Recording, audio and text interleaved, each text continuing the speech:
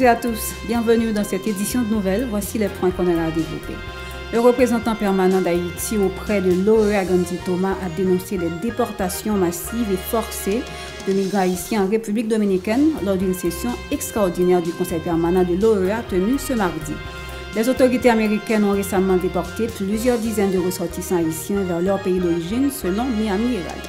Des organisations dont le service jésuite aux migrants condamnent la violation des droits des Haïtiens lors des déportations effectuées par le gouvernement dominicain. Pas moins de 16 000 personnes, dont 1 900 enfants, ont été rapatriés entre juillet et septembre selon ces organisations.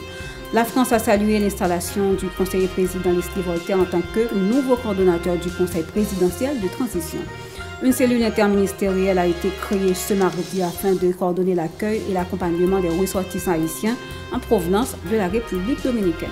Et puis, installation ce mardi de Marie-Christine Stephenson au poste de secrétaire exécutif du comité interministériel de l'aménagement du territoire SIAT. A tout de suite pour le développement du journal. De Rechef, bonsoir, bienvenue dans le développement du journal. Comme annoncé en titre, une session extraordinaire du Conseil permanent de l'OEA a été tenue mardi pour examiner la situation des migrants haïtiens en République dominicaine. Le représentant permanent d'Haïti auprès de l'OEA, Gandhi Thomas, a dénoncé énergiquement les déportations massives et forcées de migrants haïtiens en République dominicaine en violation avec les principes fondamentaux et la dignité humaine. Suivons ces déclarations. Monsieur le Président, je tiens à vous remercier ainsi que des délégations et des invités d'avoir permis la tenue de cette session extraordinaire sur la situation des migrants haïtiens et des Dominicains d'origine haïtienne en République dominicaine. En tant que pays signataire de la Déclaration des droits de l'homme et membre fondateur des Nations Unies, Haïti joue depuis longtemps un rôle essentiel dans l'avancée des droits de l'homme sur la scène internationale. L'ambassadeur haïtien Emile Saint-Lô a été le rapporteur de la 3e commission chargée de la rédaction de la Déclaration universelle des droits de l'homme. Haïti occupe une place singulière dans l'histoire des droits humains en tant que premier État indépendant issu d'une révolte d'esclaves. À la suite de lutte incessante contre l'oppression et pour la justice sociale, Haïti a proclamé son indépendance en 1804, défiant ainsi le système esclavagiste et jetant les bases d'une nation fondée sur les principes d'égalité, de liberté et de dignité pour tous. Cette séance de cet après-midi a été pour nous une occasion de réaffirmer notre engagement envers les valeurs universelles des droits de l'homme. Haïti réitère ici sa ferme volonté de maintenir un dialogue ouvert et sincère avec la République dominicaine. Convaincu que seules des solutions concertées, basées sur le respect mutuel, la coopération et les accords internationaux permettront de résoudre cette crise humanitaire. Le ministre de la Justice, Maître Carlos Hercule, assurant l'intérim du Premier ministre Gaël Kony, a présidé ce mardi une réunion en vue de mettre sur pied un groupe de travail multisectoriel pour accueillir et accompagner les ressortissants haïtiens venus de la République dominicaine. Cette rencontre a réuni plusieurs ministres, dont la ministre de l'Économie et des Finances, ainsi que des représentants d'organisations internationales. Les discussions portaient sur des points spécifiques tels que le recensement des migrants haïtiens, la mise à jour des documents d'identité des personnes rapatriées, ainsi que leur réinsertion et réintégration de la société haïtienne. La question migratoire a été également intégrée à l'évaluation rapide de l'impact de la crise en cours et à la révision des feuilles de route ministérielles.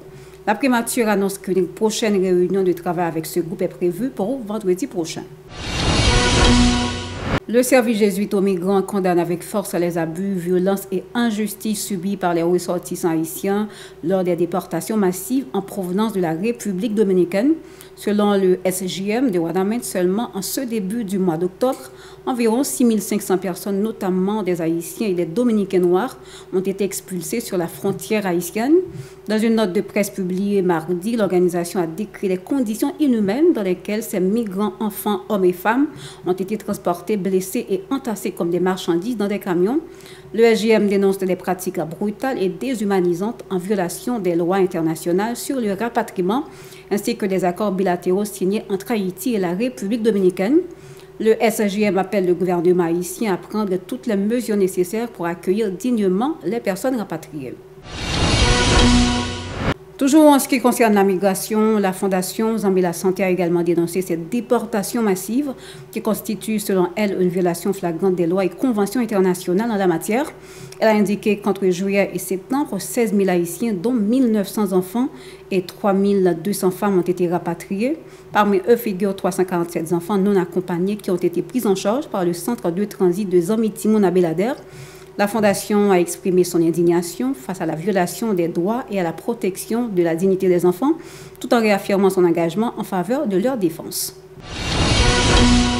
Toujours de l'actualité, le secrétaire général de la primature, Maître Camille Junior Edouard, accompagné de M. Nesmi Maniga, chef de cabinet du Premier ministre Gaïkoni, a procédé à l'installation de Marie-Christine Stephenson en tant que secrétaire exécutif du comité interministériel de l'aménagement du territoire SIAT. Cette institution, créée récemment par le chef du gouvernement, a pour principale mission de définir la politique du gouvernement en matière d'aménagement du territoire, de protection et de gestion des bassins versants, de gestion de l'eau, de l'assainissement, de l'urbanisme et de l'équipement. Parlons à présent de justice. L'année judiciaire 2024-2025 a été ouverte hier lundi. Lors de cet événement, le président de la Cour de cassation, Jean-Joseph Lebrun, a déclaré que cette cérémonie symbolise le début d'un nouvel engagement envers la justice, l'équité et l'état de droit. Il a présenté le bilan des différentes juridictions du pays. Il a révélé que les tribunaux de première instance de Port-au-Prince a rendu 710 décisions de justice, dont 14 affaires correctionnelles, 10 affaires criminelles sans assistance de jury, 150 au divorce, 420 en référé, 44 affaires de divorce des étrangers, 10 affaires de loyer, 34 en habeas corpus, 7 ordonnances de non-lieu, 2 ordonnances en main-d'œuvre d'écrou, 11 libérations au cabinet. Le président Jean-Joseph Lebrun a félicité le doyen du tribunal de première instance de Port-au-Prince, Maître Bernard Saint-Ville, pour cet accomplissement.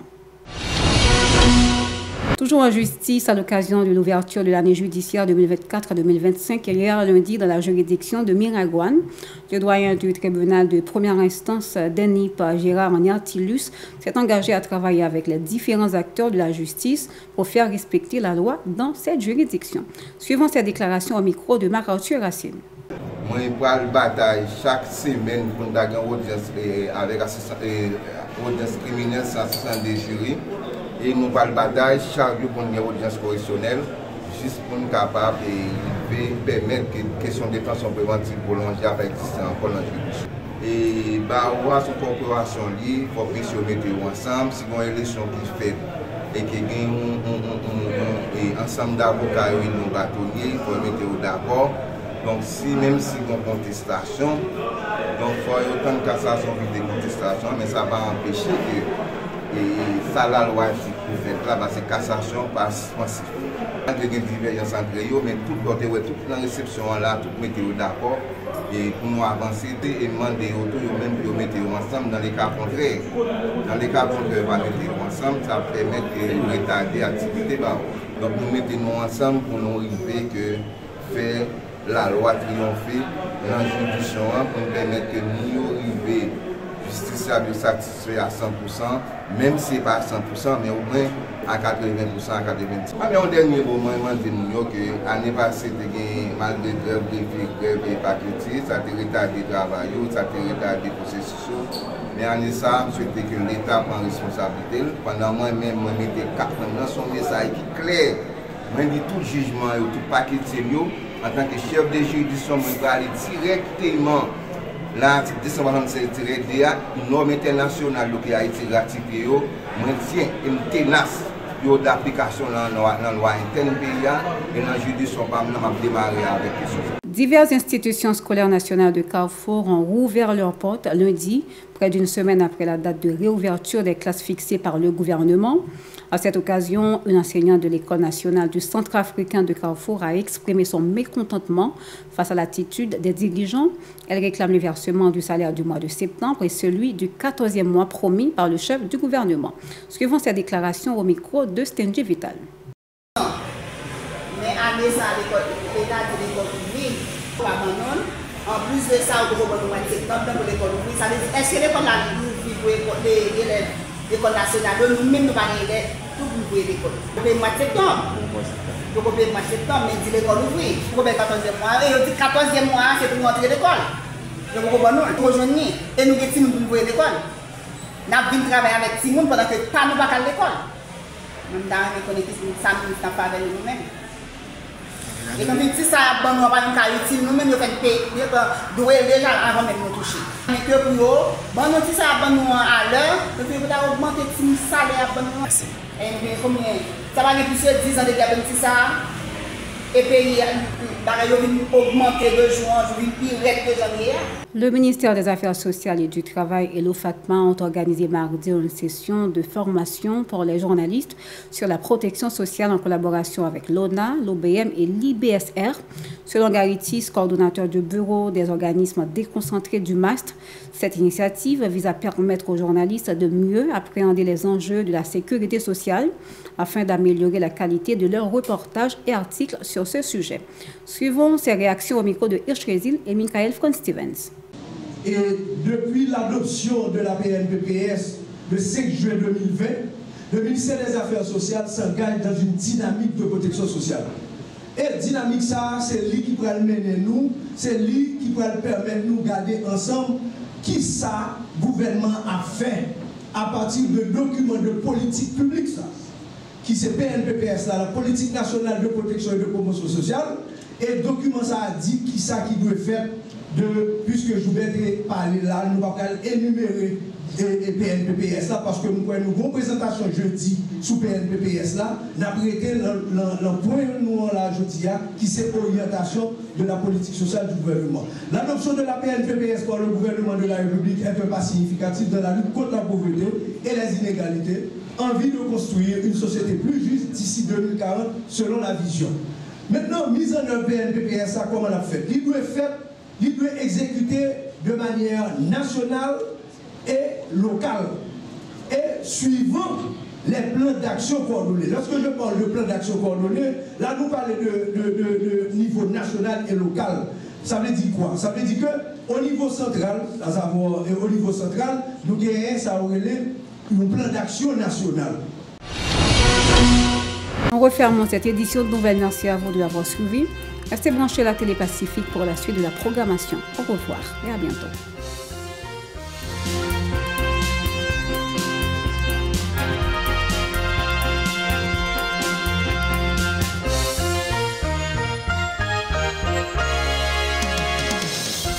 Si vous jugez que cette vidéo est intéressante, n'hésitez pas à liker et partager la vidéo. Et surtout, n'oubliez pas de vous abonner à cette chaîne et activer la cloche de notification pour ne pas louper aucune de nos vidéos.